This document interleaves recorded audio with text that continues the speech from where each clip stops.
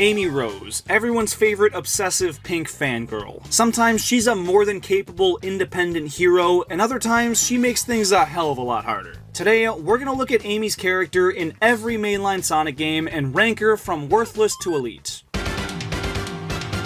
Her first appearance is in Sonic CD, so she gone in Sonic 1, and in her debut, she's pretty freaking useless. She gets kidnapped by Metal Sonic early in the game and serves as basically the damsel in distress that Sonic reluctantly saves at the end of the game. Kinda hard to argue with this one. Worthless. Sonic CD is the only classic Sonic game with any trace of Amy, so she gone in Sonic 2, Sonic 3 and Knuckles, and Sonic 3D Blast. But Sonic Adventure gives her one of her most prominent roles to date. Not only does she have her own story mode with her own unique gameplay style, but she also grows a ton as a character throughout the events of the game. It starts off with her being, once again, very reliant on Sonic, saying she misses having him around and that life just isn't as fun without him. I guess near-death experiences and getting kidnapped aren't that traumatizing? I don't know, but then this little bird falls into her lap and gives her the chance to be the hero to someone. At first she looks to Sonic to help her, but he's busy, saving the world, so Amy has to protect it all by herself. This giant robot dude is chasing after the bird, and her gameplay revolves around running away from it. But she eventually lets her guard down, gets caught, and reverts to calling for Sonic's help. But when she's locked up and there's no one around to save her or the bird, she sticks up for her friend and puts her own life at risk to protect someone else. It actively demonstrates her deeply caring personality, and that's the very thing that convinces a stone-cold robot to have a change of heart and let them go. But yeah, then she runs into Sonic again and needs his help. But this time it triggers something inside of her. She realizes that she's too reliant on Sonic and needs to be more independent. And when she sees the opportunity to act on this by helping that bird find its family by herself, she doesn't hesitate. She storms right into Eggman's base with nobody's help and actually succeeds in finding the other birds. Then that happens, and it forces her to finally face off against the thing she's been running away from the entire game for one final battle. And of course, she wins. Just like Tails in this game, she proves she doesn't need Sonic and can be a hero all by herself, which makes her pretty darn elite in my book. Toxic gas located in the forward compartment. Before I knew, I was different. Before I understood what nuclear truly meant. Before I could use my mind to move a submarine, I had to be born for it. You can be smart. Makes her pretty darn elite in my book. Sonic Adventure 2 puts her on the back burner when compared to last time, but she still has some pretty big moments. When Sonic's caught by the military and locked up in Metal Harbor, who breaks him out of jail? Amy. And at the end of the game, when Shadow's about to decimate the Earth, she convinces him to find the good in humanity, and it triggers a pivotal flashback about Maria that, oh, maybe she didn't want everyone to die. It shows Amy, yet again, to be a very compassionate and persuasive character that can find the good in anything and anyone, no matter how heartless and cold. Also, she is playable in multiplayer, so that helps her case a little too, and I think it's enough to give her another elite tier. She's playable all throughout the Sonic Advance trilogy, and she's alright. She's a lot slower and can't roll into a ball, but her hammer swing is pretty effective. Still, not my first or second choice, and when you actually unlock her, varies a good bit from game to game. In the first one, she's playable from the start, so she'll get sidekick tier. In the second, it's only after you beat the game, so barely does anything, and in the third, it's about halfway through, so we'll put her right in the middle. In Sonic Heroes, she leads Team Rose as the speed archetype, and is just as useful as any other character in the game. Now, this portrayal of Amy's character sucks, making her obsession with Sonic toxic as all f***, with her even fighting Team Sonic to make him marrier, but she's still a good friend to Big and Cream, and we'll give her sidekick tier, although she's very poorly written. She's the same as every other side character in Shadow the Hedgehog. In certain story paths, she'll help Shadow through a level and is basically gone after that, barely does anything.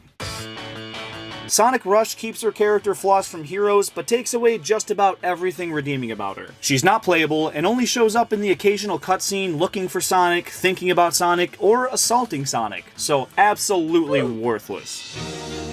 For as much as people hate this game, it's actually a positive step forward for Amy's character. She mistakes another hedgehog for Sonic, like usual, but she also agrees to help Silver find the person he's looking for, the Iblis Trigger, only to find out it was the same person she was looking for. Well, what do you fucking know? When Silver fights Sonic to stop him from destroying his world, he kicks his ass. And right when he's about to finish him off, Amy jumps in front of Sonic and tries to rationalize with Silver, giving Sonic just enough time to get away. This is another perfect example of her willingness to to put her own safety on the line to stay loyal to those she cares about. And if it weren't for her, Sonic would have died and the world would have been destroyed, so I think she earns an elite tier. Also, she is playable in a section of Dusty Desert in Silver's story, and she's pretty bad, not gonna lie, but still, it shows she's very capable here.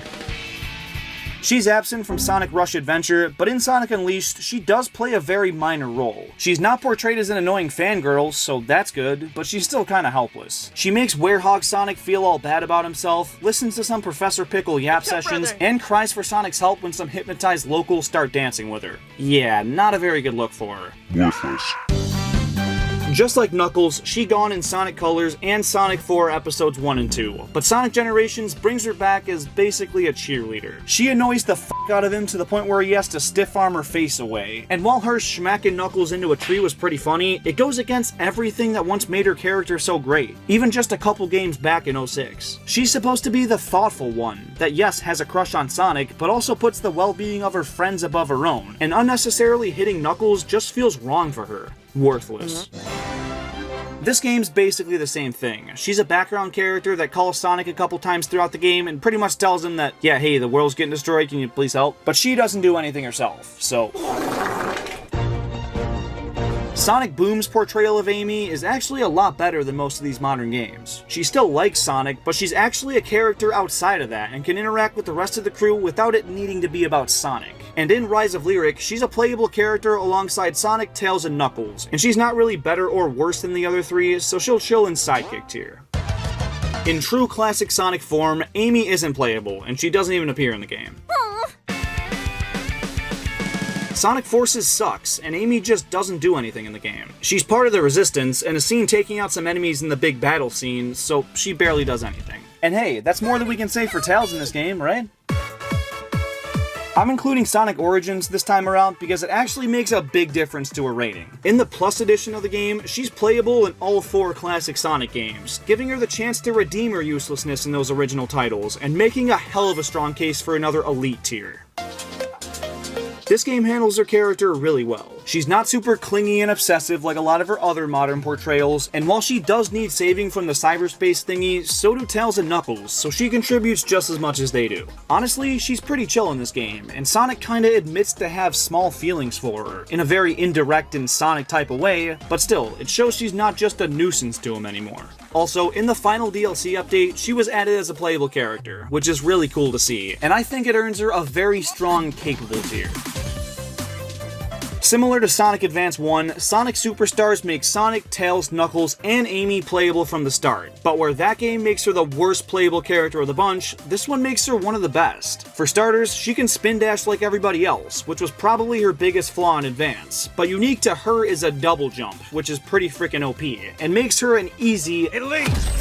And there you have it. Real quick, if you take your Nintendo Switch on the go a lot and wish it was easier to lug around, you gotta ditch that clunky old dock. It's bulky, flimsy, and really doesn't have a good reason to be. And Accelerate Gaming's portable dock is the solution you've been waiting for. It cuts the unnecessary plastic of Nintendo's and gives you a sleek, durable, and very portable alternative. And it's only $20, so if you want to enhance your Switch setup and support this channel, go grab one now and use code JeremyK to get an additional 10% off your order. There's a very limited amount of uses on that, so redeem it while you can. And if you disagree with me on any of the rankings in this video, leave your takes down in the comments.